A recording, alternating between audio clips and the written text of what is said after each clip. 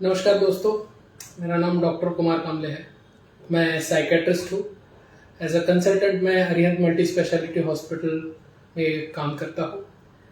आज का दिन 10 सितंबर वर्ल्ड सुसाइड प्रिवेंशन डे के नाम पर ये आज का दिन ऑब्जर्व किया जाता है पूरी दुनिया में, पूरे विश्व में।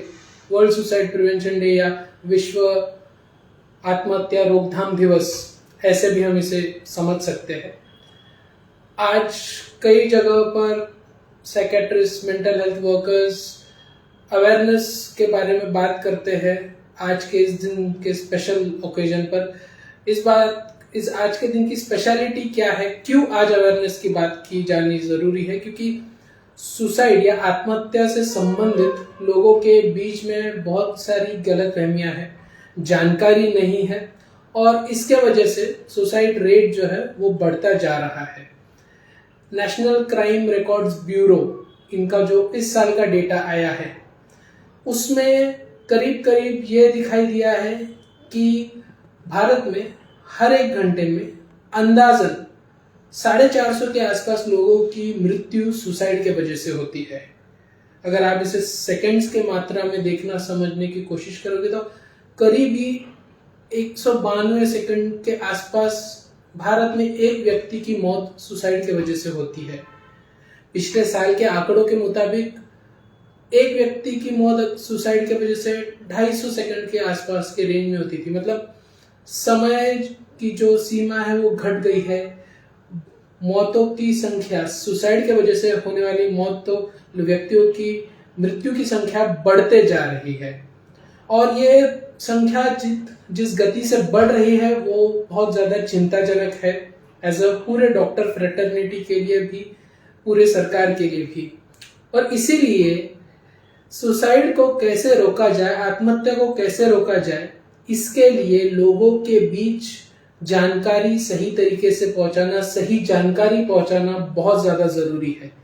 और इसीलिए सुसाइड प्रिवेंशन डे पर हम कई सारी अवेयरनेस एक्टिविटीज करते हैं, जिसमें से ये भी एक और अवेयरनेस एक्टिविटी है। सो बेसिकली लोगों के मन में ये सवाल आता है कि एक्चुअली सुसाइड क्यों होता है, क्या कारण हो सकते हैं? देखिए, सुसाइड या आत्महत्या ये ऐसी मनस्थिति में होता है, बिजनेस की समस्या अच्छा नहीं हो सकता, ऐसी स्थिति में वो पहुंच जाता है और ऐसे वक्त उसके मन में सुसाइड के विचार आ सकते हैं। और इन विचारों के चलते हुए उसे ऐसा और यकीन होने लगता है कि अब आगे और कुछ नहीं हो सकता, और इस वजह से कई लोगों में सुसाइड की कृति होती है और कई लोगों में इस कृति का परिणाम मृत्यु में होता है। महत्वपूर्ण बात यह है कि जब ऐसे विचार आते रहते हैं तो व्यक्ति खुद जानबूझकर ऐसा करना नहीं चाहता, उसे मदद की गुहार होती है, लेकिन उसे इस बात की भी चिंता होती है कि मैं अगर किसी को मेरे मन में ऐसे विचार आ रहे हैं, ऐसा बताऊंगा तो वो व्यक्ति क्या सोचेगी। अगर मैं ऐसे विचारों के बारे में किसी और को बताऊंगा तो कहीं मुझे पुलिस पकड़ न ले, पुलिस सजा ना दे। आप जानते होंगे, पहले सुसाइड का, अगर आत्महत्या का प्रयत्न किसी व्यक्ति ने किया, आत्महत्या का प्रयास अगर किसी व्यक्ति के द्वारा होता था, कोशिश होती थी, तो उसके ऊपर क्रिमिनल केस या केस दायर किया जाता था। लेकिन हमारे अभी नए कानून के मुताबिक, मेंटल हेल्थ केयर एक्ट 2017 में जो पारित हुआ है, उसके मुताबिक अगर किसी व्यक्ति के मन में सुसाइड के संबंधित विचार आते हैं और वैसे उस परिस्थिति में अगर कुछ घटना घटती है तो उसके ऊपर कोई केस नहीं दर्ज होता, बल्कि पूरी प्रशासन की जिम्मेदारी बन जाती है कि उस समय उस व्यक्ति को सही तरीके के, सबसे बेहतर तरीके के जान बचाने संबंधित जो कुछ भी उपाय करने हैं वो सारे के सारे वहां पर उपलब्ध किए जाने जरूरी हो जाते हैं। तो लोग मेरे बारे में क्या सोचेंगे, मैं किसी को बताऊं तो वो क्या सोचेगा, या मेरे ऊपर कोई कानूनी कार्रवाई ना हो, इस डर के वजह से कई सारे लोगों के मन में जब सुसाइड के संबंधित, जिंदगी खत्म करने के संबंधित विचार आते रहते हैं तो वो हिचकिचाते हैं। वो चाहते हैं कोई तो मेरी मदद करे, क्राई फॉर हेल्प होती है, लेकिन उन्हें पता नहीं होता मैं किसे बताऊं, क्या बताऊं, कैसे बताऊं।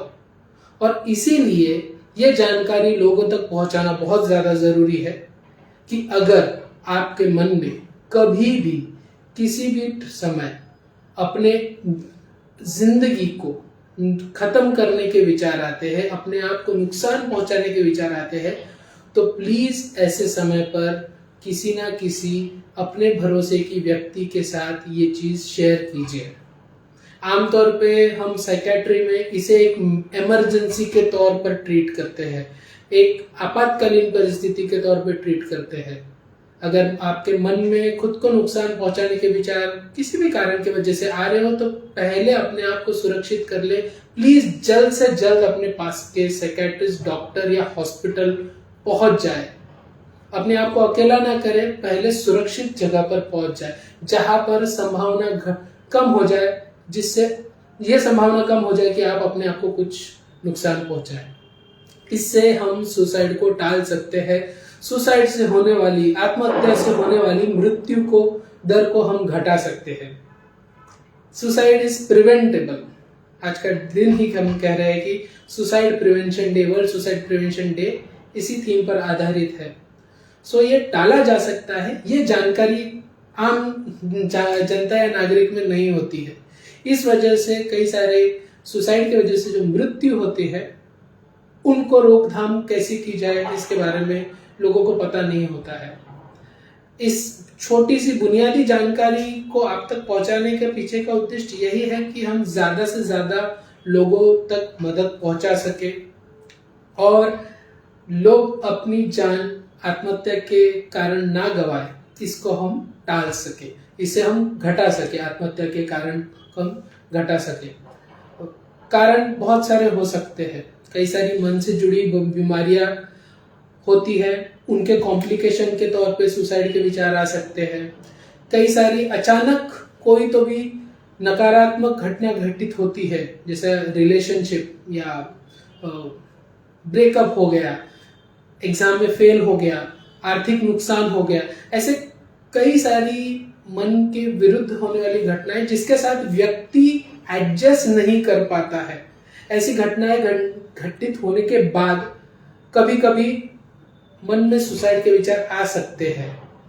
लेकिन अगर ऐसी परिस्थिति आती है तो जैसे हमने पहले आपको सजेस्ट किया, प्लीज बात कीजिए, शेयर कीजिए, अपने आप को सुरक्षित कीजिए। इन विचारों से अपने आप को दूर करने के लिए जो भी करना है उन कदमों को उठाइए। सबसे सिंपल सी बात, प्लीज अपने पास के हॉस्पिटल में चले जाइए, साइकियाट्रिस्ट को मिलिए, काउंसलर को मिलिए, सोशल वर्कर को मिलिए, किसी ना किसी भरोसेमंद व्यक्ति को मिलिए जो आपको इस समय से बाहर निकलने में मदद कर सके। तो इन कारणों के अलावा कई सारे मिथ भी जुड़े हुए हैं। जैसे जो लोग बोलते हैं वो करते नहीं, क्या तू हमेशा बोलते रहता है, करता तो कुछ नहीं है, आत्महत्या के विचार है, आत्महत्या के विचार।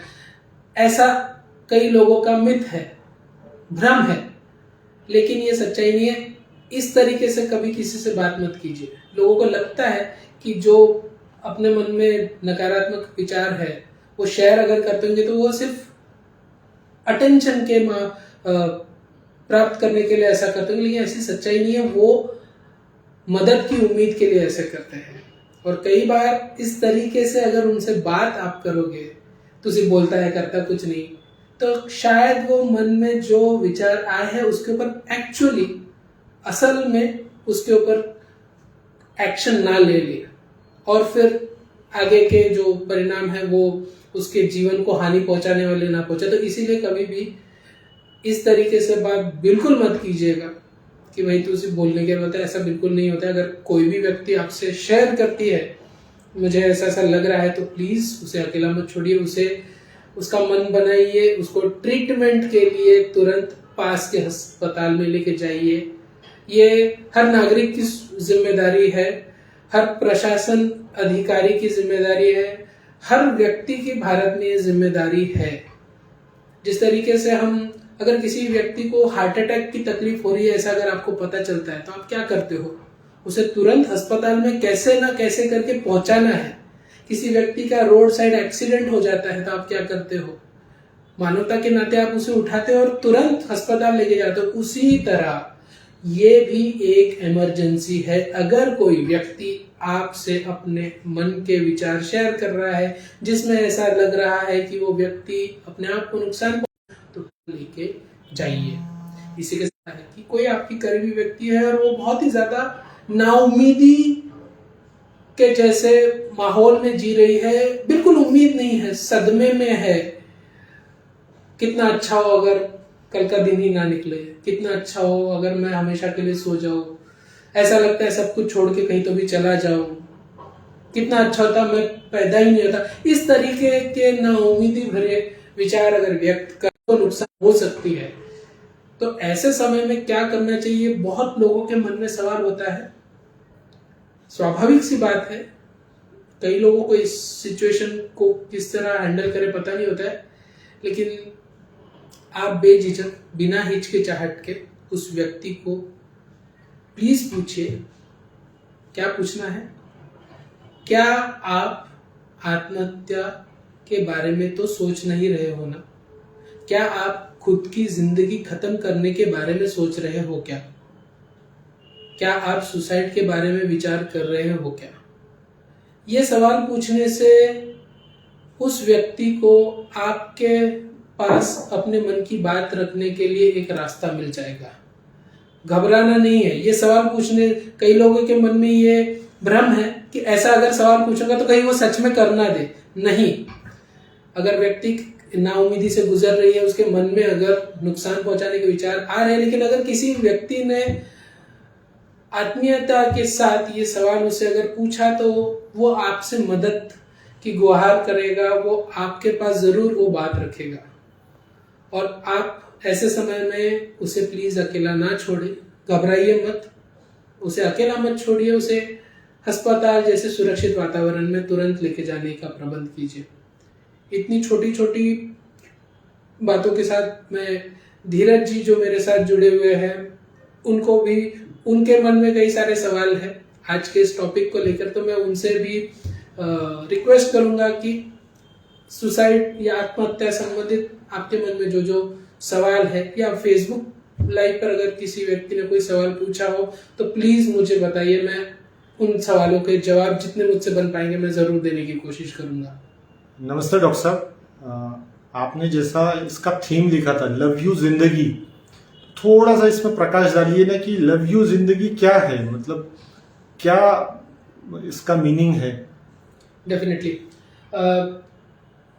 जिंदगी, लव यू जिंदगी, बेसिकली हम जब इस पृथ्वी पे प्रकट हुए, हम सब पैदा हुए, तो बेसिकली हमारी चाहत ये थी कि हम आगे बढ़ते रहे, हम जिंदा रहे, हम जिंदगी कंटिन्यू रखें। और आज के इस भागदौड़ भरी जिंदगी में इस बेसिक चीज को हम कहीं भूलते जा रहे हैं। और इसी चीज से जुड़कर कई बार इतनी नकारात्मकता आ जाती है कि जब जिंदगी में किसी भी कारण मायूसी आ जाती है, नाउम्मीदी हो जाती है, तो हम जिंदगी को बरकरार नहीं रख पाएंगे, ऐसी मन में एक धारणा बन जाती है। और इसीलिए हमें हर मुश्किल समस्याएं या मुश्किल परिस्थिति आने के बावजूद अपनी जीने की इच्छा को जारी रखना है और अपनी जिंदगी से प्यार करते रहना है। इसी थीम पर हमने आज इस कार्यक्रम को लव यू जिंदगी के थीम पर बेस किया।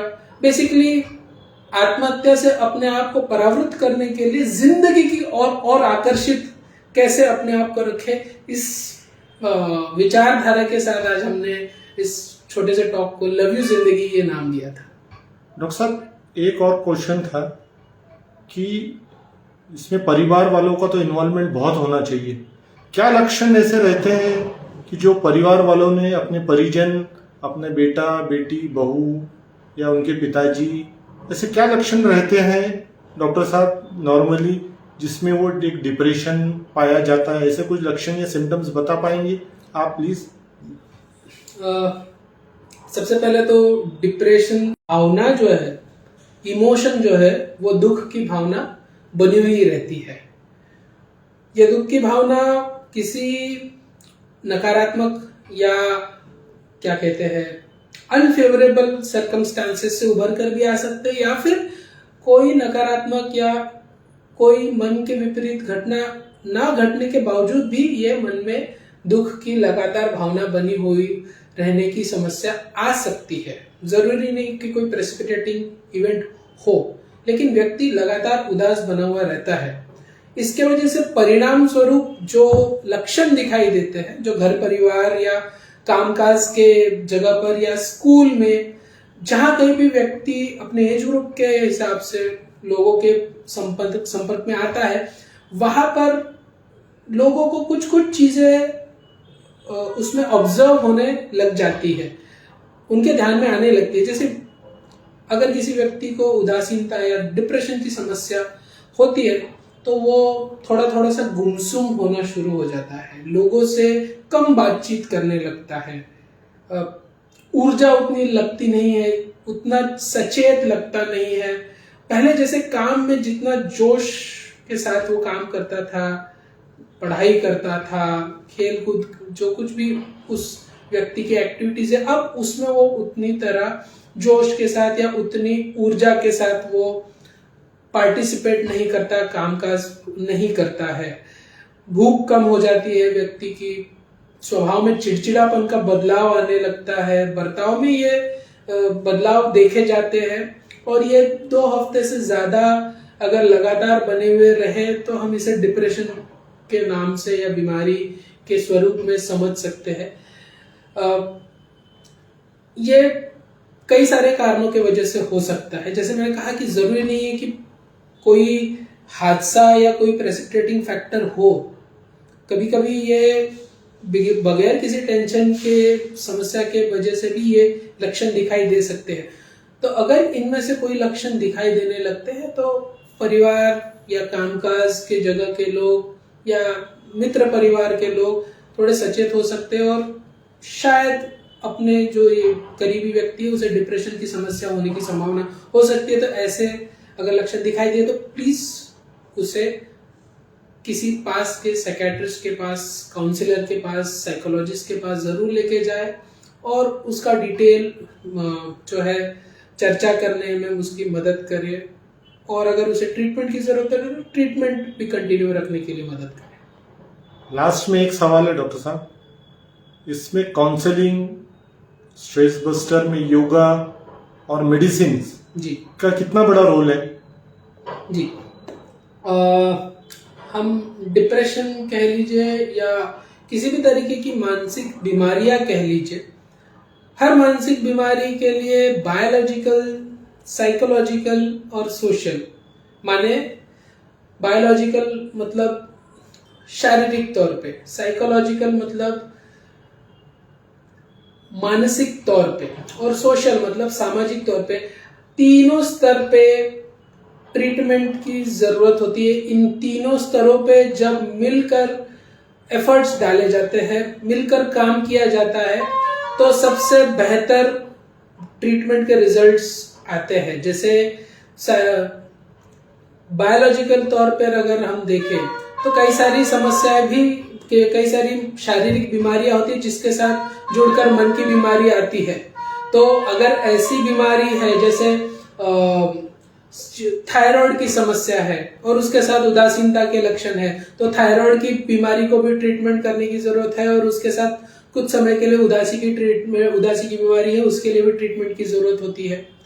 उसी के साथ साथ साइकोलॉजिकल लेवल पे जब हम बात कर रहे हैं, साइकोलॉजिकल इंटरवेंशन क्या की जा सकती है, तो जी हाँ, सोच की गड़बड़ियां है तो सोच की गड़बड़ियों को सुधारने के लिए थेरेपीज की जरूरत होती है, साइकोथेरेपी की जरूरत होती है। जैसे REBT होती है, कॉग्निटिव बिहेवियर थेरेपी होती है, कई सारी तरीके की अलग अलग काउंसलिंग टेक्निक्स होती है, उनका इस्तेमाल किया जाता है। अगर किसी व्यक्ति के स्वभाव दोष से संबंधित चीजें अगर गड़बड़ाई हुई है, पर्सनैलिटी के इश्यूज है, तो उसे भी काउंसलिंग के कई सारे तरीकों से थोड़े थोड़े बदलाव करने की कोशिश करनी जरूरी होती है। और इसी के साथ साथ सामाजिक तौर पे जो है चीज है, जैसे घर परिवार के लोग कैसे बर्ताव करें। अगर किसी को उदासी की बीमारी है तो उनकी भी उतनी जिम्मेदारी हो जाती है कि वो इस तरफ ध्यान दे कि वो उसका जो ट्रीटमेंट है वो सही तरीके से ले रहा है कि नहीं ले रहा है, दवाई अपने निगरानी में उसको खिलाए, वो दवाई बीच में छोड़ ना दे। उसके साथ उस बीमारी के वजह से होने वाले उसके बर्ताव में जो बदलाव है उसको लेकर झगड़ा ना करते बड़े, तो क्योंकि चिड़चिड़ करते रहता है, क्या आजकल की ट्रीट लगा के रखी, ऐसी तरीके से बर्ताव ना करे। तो ये सामाजिक स्तर पर जो स्तर पर है, आजू बाजू के लोगों के बर्ताव में भी ये तरीका जो है ट्रीटमेंट का है। और इसके साथ एक और इम्पोर्टेंट सी चीज है, किसी भी तरीके के नशे के पदार्थों से अपने आप को दूर रखना बहुत ज्यादा जरूरी है, क्योंकि नशे के पदार्थ एक और तरीके की मेंटल हेल्थ इशू को पैदा करते हैं, जिसे हम एडिक्शन की इलनेस कहते हैं, नशे की परेशानी कहते हैं, नशे की बीमारी कहते हैं। और साथ ही साथ स्वास्थ्यपूर्ण जीवन जीने के लिए रेगुलर एक्सरसाइजेस, फिजिकल एक्सरसाइज करनी जरूरी है। मेंटल हेल्थ को अच्छा स्ट्रांग रखने के लिए योगा हो गया, मेडिटेशन हो गया, माइंडफुलनेस हो गया, विपश्यना हो गया, अलग अलग जो चीजों से जो तरीका आपको भाता है उन तरीकों को आप प्लीज अपने शारीरिक और मानसिक स्वास्थ्य को मजबूत बना के रखने के लिए अप्लाई कीजिए। तो इन सारी चीजों को जब साथ में मिलाप होता है तब सबसे बेस्ट ट्रीटमेंट के रिजल्ट्स मिलते हैं। मैं हमेशा यही कहता हूँ, सिर्फ दवाई खाओगे और सब कुछ बढ़िया हो जाएगा ऐसा नहीं होगा, सिर्फ काउंसलिंग करोगे और सब कुछ बढ़िया होगा ऐसा नहीं होगा, सिर्फ मैं मोटिवेशनल वीडियोस देखूंगा और सब कुछ बढ़िया होगा ऐसा नहीं होगा। इन सारी चीजों को मिलाकर सबसे बेस्ट रिजल्ट मिलता है जब आप किसी भी तरीके की मन की बीमारी से जूझते हैं। लास्ट में बहुत बहुत धन्यवाद डॉक्टर साहब आपका, आपने समय निकाला और बहुत ही इम्पोर्टेंट टॉपिक पे आपने डिस्कस किया हम लोगों के साथ में, तो मैं तहे दिल से आपका शुक्रिया अदा करता हूँ सर। मैं भी आप सभी लोगों से जुड़ने का मुझे जो ये मौका मिला, मुझे आप सबसे जुड़कर इतने इम्पोर्टेंट टॉपिक के बारे में एक बुनियादी इंफॉर्मेशन पहुंचाने के लिए एक जरिया मिला, इसके लिए मैं अरिहंत हॉस्पिटल की पूरी टीम का बहुत ज़्यादा आभारी हूँ। और मेंटल हेल्थ से जुड़े हुए और भी टॉपिक्स पर हम ऐसे ही चर्चा जारी रखेंगे, कई सारे टॉपिक्स और आएंगे। आप लोग मेरा इस छोटा सा टॉक सुनने के लिए आप लोग जो जुड़े हैं, आप सभी लोगों का धन्यवाद। Thank you so much.